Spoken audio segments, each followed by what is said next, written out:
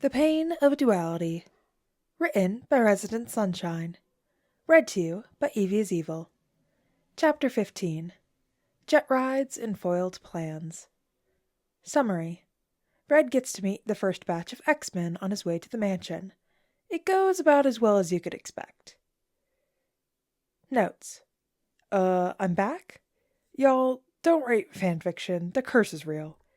But I have drugged my way through losing a whole organ, a lengthy hospital stay, and worsening narcolepsy. Like damn magic, every time I would try and write or read, my brain would say, you know what sounds great? A nap. To bring you this chapter. I know technically not a lot happens in it, but we get to meet some of the X-Men. If you read Stray Little Bat, that update should be coming out in the next few days. My goal is by this weekend. And if you have been reading my Duke-centered fic that's unrelated to this universe, my goal for that one is the week after. No promises, and the updates will probably still be wonky, but I'm alive. If this chapter seems a bit disjointed, it's probably because I've been working on it in many short bursts. Or it could be because it's mostly in Red's perspective, and his sense of perception is a bit skewed. This is also why he seems to bounce back so quickly from chronic health issues, because he doesn't like to recognize them as that, and tries to brush them off. Eventually, when we get back more Tim point of view, these get addressed a bit better. Anyway, hope you enjoy! Reader's notes: we are entering the X-Men era. And I'll be upfront, I don't know much about the X-Men. What I know of them is mainly from this fic. And you're gonna have to bear with me with the voices, because there's so many of them, and if I remember correctly, they're not necessarily the most well described. They probably are if you know the characters, but I don't know the characters, and a lot are from the comics, and I only have info from the movies, so bear with me on the voices. I'm gonna try, but there's a lot of them, and only so much of me. Okay, let's get on with the fic. All in all, the experience was quick. It felt like being picked up in Wonder Woman's invisible jet. Or, well, how he imagined Robin felt being picked up in Wonder Woman's invisible jet. Except hers left her visible still. And here, the only indication was the shift in the air currents before a pool of sulfuric smoke encapsulated him. Red didn't even have time to panic before he was on the ground of a jet, a fuzzy blue person above him with a wide smile and a flick of their tail. "Guten Tag, mein friend. My name is Kurt Wagner." A three-fingered white glove was pushed forward, which Red diligently ignored. He looked around, head still spinning from the sudden shift. He could feel the gentle vibrations under him, the engine vibrating with life, the only true indication of where he was. It was disorienting, and not in the fun, floaty way he craved for. "Give him some space in a moment. You know your teleporting can mess with first-timers." Red looked forward, following the voice to a woman at the front, long white hair draping around her shoulders in fluffy curls. It almost reminded him of clouds, fluffy and far away, catching the sinking sun as it bounced through the glass. "My name is Aurora or Storm. Kurt back there's mutation is teleportation. With being in the city, it was easier than finding a place to land. I hope you don't mind." Soft blue eyes looked back at him. A quick glance as she flipped a few switches. "Scott, but please, if you feel ill, let us know. We have puke bags." Red spun around quickly, blinking past the black spots that swam in his vision. He hadn't even realized there was another person there. He was slipping up. Or maybe it was just because everything had happened so suddenly. It made him itch with something he couldn't quite name. Yeah." He felt out of his depth. He didn't know what exactly he was planning on doing, what he expected, but it wasn't this. For his family, he tried to do a mental prod, to see if anyone would respond. The temptation of meeting heroes should be more than enough for Robin. But he only got a dull throb, and an angered huff from Carrie. At least he wasn't alone. But why was she upset? Probably because he left her newfound friend. But couldn't she see that they couldn't have friends? Friends were dangerous. Friends had all the power to hurt, to dig, to tear and rip until nothing was left. It was better this way. He should be able to withstand her punishment, hung forth for his crimes and left to flounder through such a mundane thing. But it made his skin crawl and his muscles twitch with unused adrenaline. It won't take long to get back upstate, but in the meantime, if you have any questions, Scott offered, eyes flicking back over to the teen. Charles had given a select handful of them a briefing on what to expect, but he had given Scott a special mission. Figure out how the kid got the officially branded hoodie, figure out what he knew, figure out if he was a threat. From his and Jean's visit, they discovered that he wasn't a mutant, or at least from the brief mental probe she did, but instead that he was from another world. The stabilizing watch securely latched on his wrist furthered that, and Jean corroborated it with her quick mental peek. Was it the most ethical way of going about it? Maybe not, but they were inviting him into their school. They were to trust him around kids that stayed over summer break, and needed to be certain that by helping him, they weren't going to release a horde of demons or something. Maybe that was stretching it a bit far, but Scott wasn't going to undervalue what strength they could hold, even if last time he saw them, they looked a breath away from death. So what could we call you? Any cool or embarrassing nicknames? Aurora called from the front, eyes glancing back quickly. Much like the other main members of staff, she had been briefed on dissociative identity disorder, but all of them were warned that not everyone in the system may be aware. This seemed like an easy way to figure out without guiding too much. Red shifted, positioning himself so he could watch all of them at the same time. Fuck if I'm telling any of you personal information. Oh, I like him already, Kurt explained, his spade-tipped tail doing a quick little flick to match his excitement. They call me the amazing Nightcrawler back in the Munich circus. We do ask that you try and watch your language around the kids, Scott added on, cutting off whatever Kurt was getting to. Red tried to sink back into the shadows of the jet more, hating how they kept staring and staring. It was making his skin itchy with the sensation of 1,000 eyes on him. Whatever. He already had regrets. Maybe he should have just found an abandoned place to hole up in, or found a way to get more money for the hotel. It wasn't that bad. It was survivable. But this was the best option for his brothers, and JJ deserved a stable place.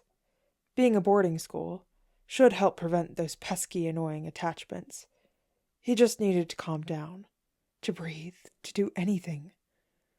He pulled his bag over and shakily dumped out its contents, Kurt teleporting over to catch the camera before it hit the ground. But Red couldn't focus much on that. Instead, he realized belatedly that all those little orange bottles weren't in their bag, but instead in the drawer.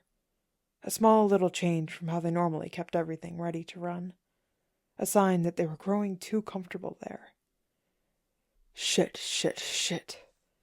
He barely breathed out, bringing a hand up to start scratching at the building itch as he shoved around the minuscule pile again, as if that would somehow make them magically appear. He sucked his lip between his teeth, biting down as he tried to look in the bag again, a hope for something he knew was long forgotten. He hardly noticed the shifting around the plane until a warm hand was on his shoulder. He flinched back, toppling from his crouched position and pushing back until the cold wall was pressed against his back, biting away the burning warmth of human contact. Did you forget something? We can go back, Scott offered, pushing his own palms against his knees in an attempt to not comfort in the way he wanted to, not after how they reacted. No, we can't, Red pushed, the itching growing until it felt like hot coals under his skin. Or maybe bugs, their legs crawling and bodies wiggling, teeth chewing everything in their path. We can't go back, Red enforced, as he quickly let his eyes dart around the plane, keeping everyone in view. The threats needed to be neutralized, but he couldn't do anything. He did this. He did this. He forgot the damn bottles. He called them. He couldn't do this. He couldn't breathe. They were so far up and he was alone, alone, alone. He did this. He hurt them again and again, sabotaging it every step in a desperate attempt to keep them safe, to protect them from the pain, the abandonment, the harsh reality of the world. Red quickly stood up, black spots swarming his vision as his heart jackhammered against his ribs, his lungs spasming as he tried to suck in breath after breath. Okay, it's okay. What are you missing? Scott tried, glancing over at Aurora as she flipped on autopilot and cautiously approached. Aurora held up a hand to Kurt and Scott, a silent motion to stand down, before taking a slow step closer. With a flick of her wrist and a flash to her eyes, she created a small, cold cloud around her hand, before gently placing it against the teen's wrist. A pulse point, a way to stimulate his parasympathetic nervous system, a technique to help distract and naturally calm the body's fight or flight. Red quickly looked at her, vision swimming as his heart pounded away, but the cold touch eased the burning, eased the scratching, eased the feeling of his own body revolting against the flesh wrapped around it. Not erased, but eased. Eased enough for the adrenaline spike to crash, and his vision to go black. And, shit. Actually, that was his fault too, wasn't it? He stood up too quickly and didn't sit down again. Didn't ease and follow the warnings of the body. Shit. How annoying. Carrie was never going to let him live down passing out twice, so close together. Much to his chagrin, Red woke up again. He kept his eyes closed, taking in what he could first, while he still tried to mentally call out to his family again. He didn't want to be here, but he only received a pushback from Carrie, her annoyance ever present. He really must have pissed her off. Which was fine. He didn't need her. He could find other ways to slip away. Hopefully, the ingrained hero worship of Robin, or the need to understand and catalog of Tim. Worst case, JJ, if he could find something entertaining enough to draw him out. He wasn't about to trigger him out. He was desperate, but he would rather suffer again and again than to intentionally trigger one of them. Regardless, cataloging his surroundings. The bed was firm beneath him. Not hard, cold metal, but thin and supportive. A gurney? He could hear the engines roaring still, feel the slight vibrations of the jet soaring through the air. So he probably wasn't out long. That was good. He had to remain calm, go about this rationally. He couldn't have a repeat. Unless, maybe if he did, they would sedate him? No, he didn't want to be sedated. He needed to make sure they were safe first. See about maybe getting some good strong pain medicine. Something prescription strength. Just enough to take the edge off. Focus. So, he was still on the jet. He could hear soft chatter, quiet enough and distant enough to not make out words. Like white noise, wrapping around his foggy brain. It made it harder to focus on everything else, but it didn't matter. Not really. Not like he could go anywhere until they landed this plane. Slowly, he cracked open his eyes, focusing on keeping his breathing even. He didn't hear any machines, didn't feel any monitors, but better to be safe, vigilant. It's what kept them alive. This time, he let his aching body adjust before slowly pushing himself up. Not standing, but sitting. Enough to look around, to take in the change. He was behind a half-drawn curtain, on a small bed in what looked like a half-made medical setup. Not quite as nice as the Batcave, but similar in the same sense that it was for emergencies, missions gone wrong. Familiar in all the worst ways that made his skin crawl. It reminded him of late nights, stumbling off his bike and yelling at Bruce, clashing at every possible turn. Reckless, fired, forced out of what he knew, until he would crash and burn. The moments when nothing but screaming and shouting back and forth acted as the only distraction as he haphazardly stitched himself back up, before Bruce could pull out the big guns, before Alfred would get involved and reprimand them both, like he was some helpless little kid. It made his skin crawl. Red glanced around the curtain, careful to not shift his weight too much, to move in silence, warped with the shadows that seemed ever-consuming. Scott and Aurora were up front, gently whispering back and forth. Nothing outwardly aggressive, but Red knew enough that that could change. At least for now they were distracted. He glanced over at Kurt next, taking note that his long, pointed ears seemed to twitch just as his tail did. It almost reminded him of a cat. The blue mutant was perched on a chair, almost perfectly in the middle, most likely keeping an ear on both the conversation and on him, like he was some sort of criminal primed to pounce, though he couldn't blame them, because he was.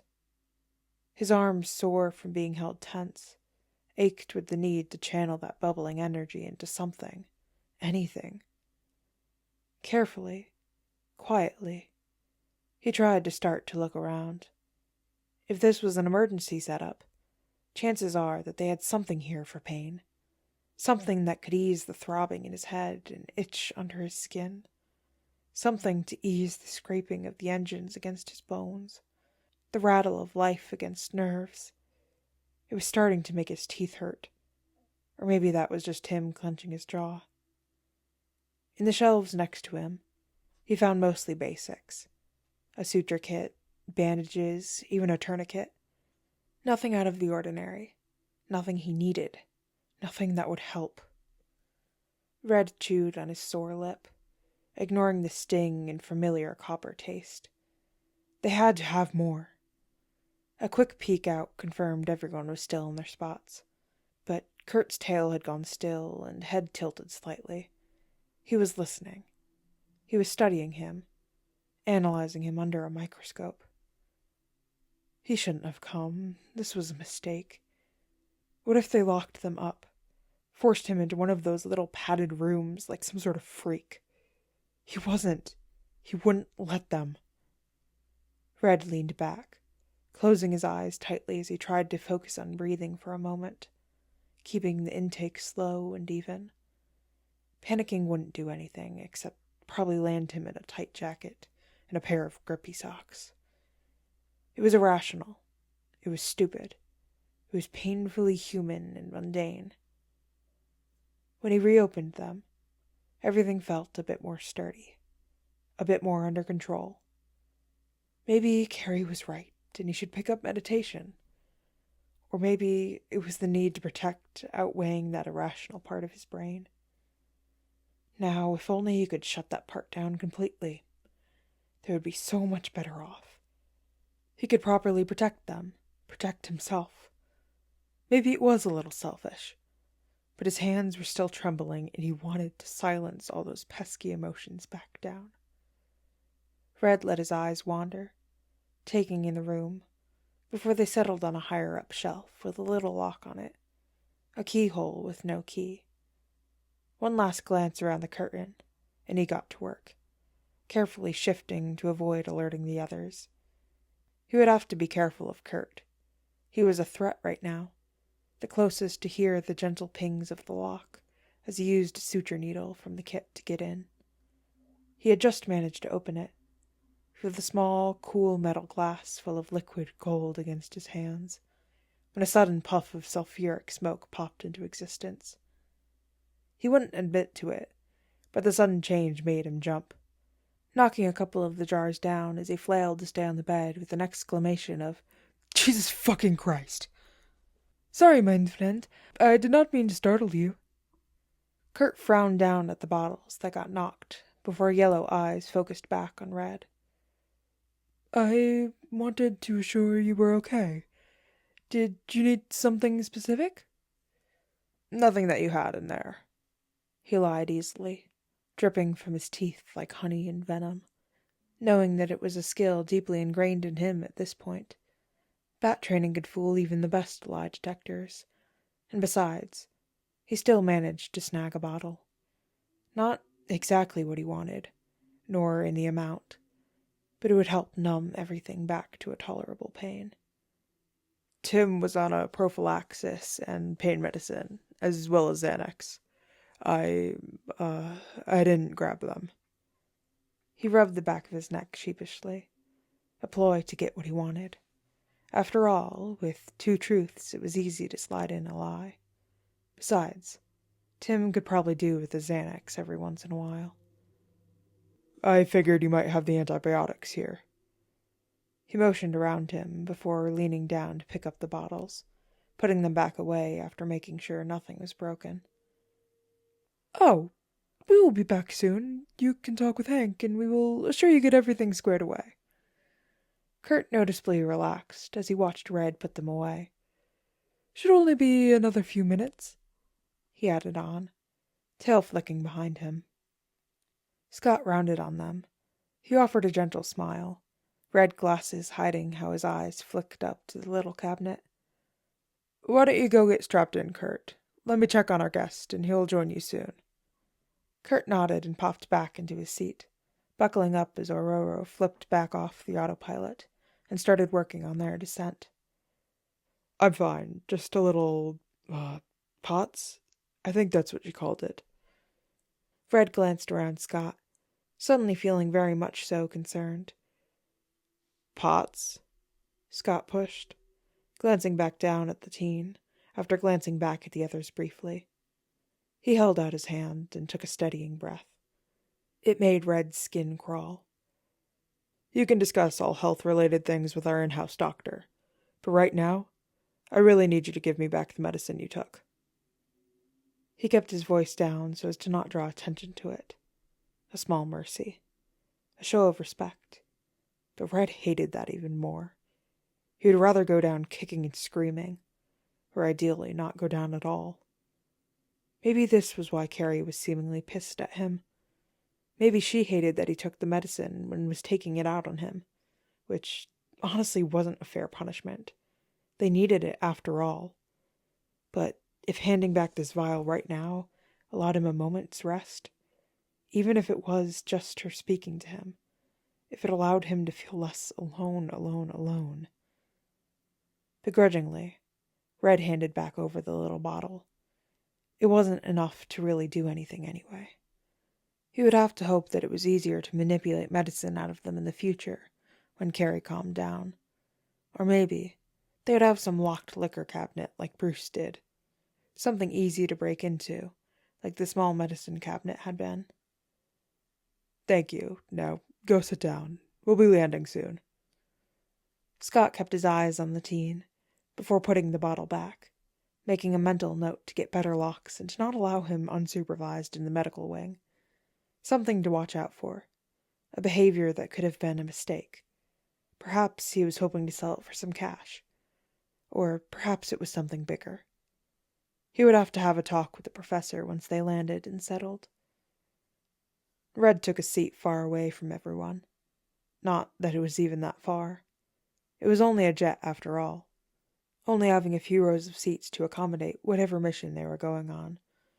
He let his eyes drift out the window, staring at the trees that swam beneath them, branches slowly breaking off from the green shaded blobs as they neared. He hated this. All of this was only proving to be a mistake so far. He should have stayed on their own. He and Carrie could take care of them. Even Tim and Robin were just about adults. Well, depending on the day for Robin. Most of the time, he was just about an adult. They didn't need some school to house them. And honestly, he didn't think there was really anything back in Gotham to worry about. They could start over here, free from the pain that seemed to haunt them beneath the smog of Gotham, or chase them across the country to Titan's Tower, or across the cosmos on some mission to go play baseball in space with a ragtag group of young justice. He tapped his fingers on his thigh, focusing on the repetitive nature as he wrangled his thoughts back in. What the hell was wrong with him? Why couldn't he keep his emotions in check anymore? That would have to be a worry for another time. He watched the large mansion come into view, hating how it made anxiety creep into his bones, like a slow spread of rot, rooting itself deep inside where he would never be able to remove it fully. Once the jet landed, he watched Kurt teleport off, following his plume of smoke out onto the stretch of grass before the school, watching him land on top of a very grumpy-looking guy with the most horrendous hairstyle. He watched Scott exit and immediately stand next to a bald-headed guy in a floating contraption. A wheelchair? He waited. Waited for what? He wasn't exactly sure. But he couldn't quite get his body to cooperate. Couldn't bring himself to unbuckle and leave. What was wrong with him? He was weak, weak, weak. You ready, Toto?